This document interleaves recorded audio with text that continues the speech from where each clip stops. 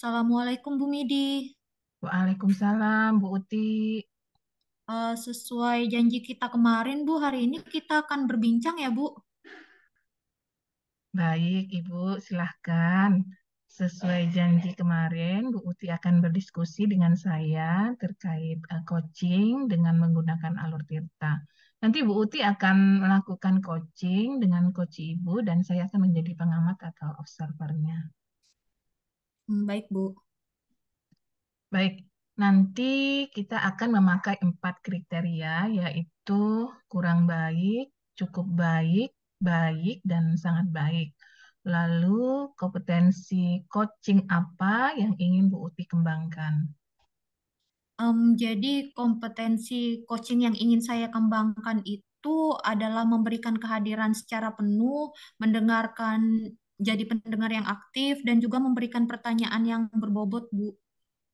Baik, dari ketiga kompetensi tersebut, secara spesifik mana kompetensi yang akan Ibu terapkan? Yang akan saya terapkan adalah memberikan pertanyaan yang berbobot agar bisa menggali potensi dari coaching. Baik, Bu Uti. Semuanya telah saya catat. Berarti untuk mengetahui Bu Uti mencapai apa yang diharapkan dalam pengembangan kompetensi coaching, kapan akan dilaksanakan percakapan percakapan coachingnya, Bu? Kebetulan hari ini saya sudah ada janji dengan coach saya, Bu. Baik, Bu. Nanti saya akan menyampaikan ketercapaian Bu Uti dalam melaksanakan coaching. Baik, Ibu. Terima kasih banyak ya, Bu. Sama-sama, Bu Uti. Selamat siang, Bu Mei. Selamat siang Ibu Uti. Bagaimana kabarnya, Bu Mei? Luar biasa, saya sehat sekali Bu Uti. Bu Uti, bagaimana kabarnya hari ini? Baik juga, Bu Mei. Baik, Bu Mei. Sesuai janji kita kemarin ya, Bu ya. Kita akan berbincang-bincang sebentar.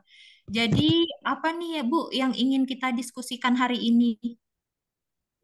Ya Bu, terima kasih ya Bu Uti atas waktu yang telah diberikan kepada saya. Begini, akhir-akhir ini saya merasa itu murid-murid saya ini, terutama di kelas saya itu banyak yang kurang antusias nih dalam pembelajaran saya. Sehingga pembelajaran saya ini terkesan monoton, membosankan, dan saya juga merasa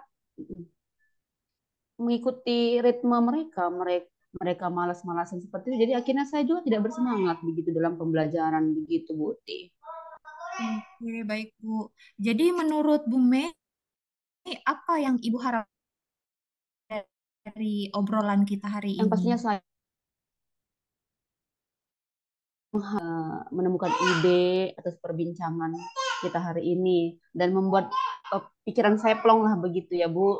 Karena sudah mendapatkan ide dan saling berkomunikasi dengan Ibu seperti itu Bu. Menurut Bu Mei, hal apa saja yang membuat murid-murid Ibu kurang antusias dalam pembelajaran bersama Ibu di kelas? Nah, yang saya ingat ini Bu, yang menyebabkan murid-murid saya ini kurang antusias itu dalam pembelajaran saya. Sepertinya memang ya pembelajaran saya ini sedikit membosankan, terlalu monoton. Saya terlalu dominan untuk berbicara, bercerita pada murid-murid. Yang kedua, saya tidak memberikan kesempatan ya kepada murid-murid untuk saling menanyakan pendapat mereka seperti apa pembelajaran saat itu, begitu Bu. Oh, begitu ya, Bu ya. Iya Bu. Kira-kira nih dari yang sudah Ibu ceritakan tadi, apa yang bisa membuat murid Ibu antusias dalam pembelajaran yang akan Ibu lakukan nanti? Ya pastinya ya Bu, ya murid ini kan menginginkan pembelajaran itu pastinya menyenangkan ya Bu ya, tidak membosankan begitu ya. Karena pernah memang saya menanyakan kepada murid-murid seperti itu. Kan mengharapkan pembelajaran seperti apa sih? Ya menyenangkan dong Bu, begitu. Jadi pasti itunya yang pasti pembelajaran yang menyenangkan, mengasihkan itu pasti yang diharapkan oleh murid Bu, begitu Bu. Oh, baik, Ibu. Saya setuju dan sependapat dengan Ibu ya. Lalu, menurut pendapat Ibu, apa yang bisa membuat murid-murid ini merasa senang dan tidak bosan saat pembelajaran? Ya Bu, menurut saya eh, untuk ya untuk menghasilkan pembelajaran yang menyenangkan itu ya saya sudah berpikir memang jauh-jauh hari. Sepertinya saya ini harus eh, dengan rendah hati bertanya kepada murid begitu ya Bu ya. Seperti apa ya pembelajaran yang kalian inginkan anak-anak seperti itu. Jadi saya bertanya kepada murid dan dengan saya bertanya kepada murid pasti ada kan sesuatu yang mereka harapkan dari saya di mana saya itu yang mereka harapkan apakah ibu ini bisa memenuhi kebutuhan belajar kami begitu Bu. Jadi saya di sini berusaha untuk berkolaborasi ya dengan murid dan menanyakan seperti apa sih kebutuhan belajar mereka begitu ya Bu ya. Oke, baik Ibu. Em, Kalau boleh tahu, Ibu menggunakan sumber belajar apa saja ya, Bu, di kelas? Nah, sejauh ini, Bu, saya memang menggunakan sumber belajar itu masih terbatas, Bu. Itu masih menggunakan buku paket.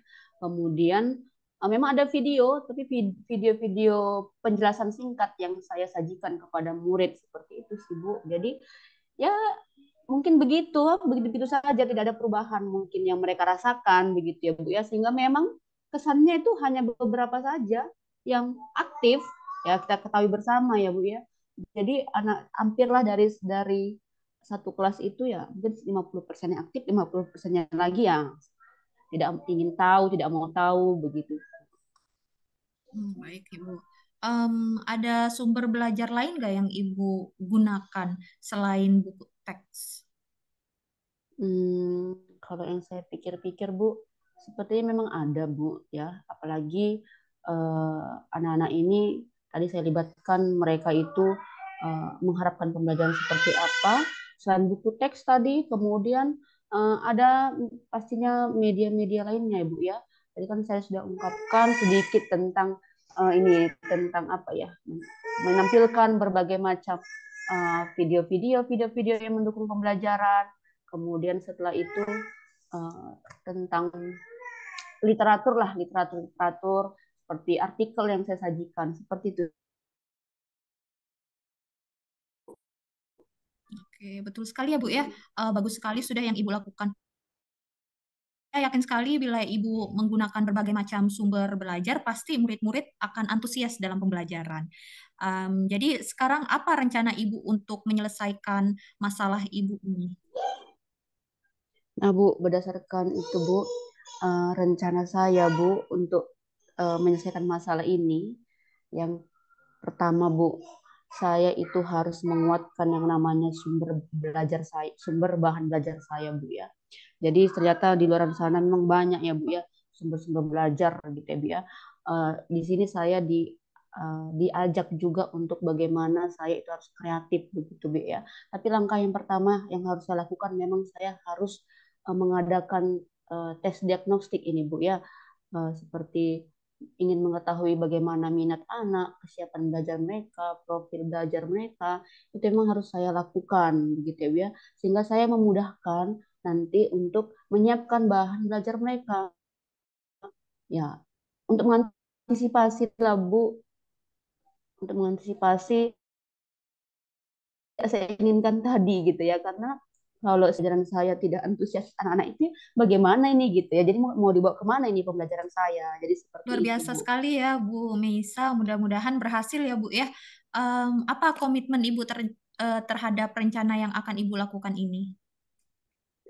Pastinya saya berkomitmen Bu untuk membuat pembelajaran yang menyenangkan ya dengan menggunakan banyak sumber belajar ya untuk mengeksplorasi materi sehingga murid saya dapat menjalankan merdeka belajar dan saya membuat murid saya senang dalam mengerjakan tugas sesuai minat dan bakat murid-murid tersebut.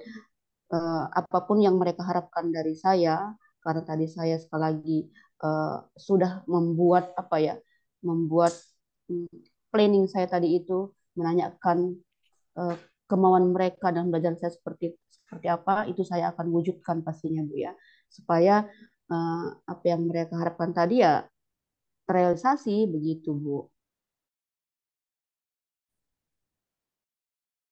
Wah, bagus sekali Bu Meisa. Saya sangat mendukung ya Bu komitmen yang Ibu harapkan ini dan mudah-mudahan semua bisa berjalan dengan lancar ya Bu ya. Amin Bu, terima kasih banyak Bu atas dukungannya Bu.